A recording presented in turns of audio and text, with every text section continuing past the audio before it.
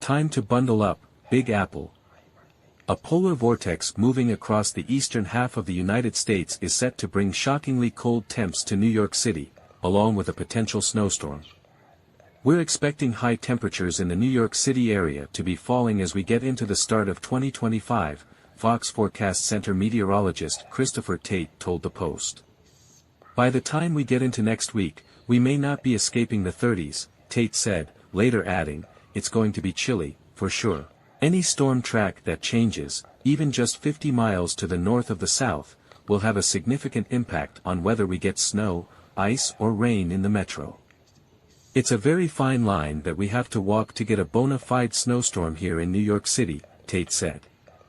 Current projections suggest the polar vortex will last at least through the first week of January, with temperatures evening out by the second week of the month. The Climate Prediction Center at NOAA is still forecasting a likelier chance of below-average temperatures for pretty much everybody east of the Mississippi through mid-January, Tate said.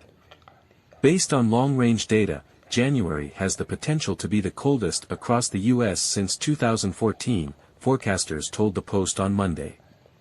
Temperatures are expected to begin dropping from the Rocky Mountains to the East Coast around Thursday, but the real plunge will set in sometime between 7 and 14 days from now.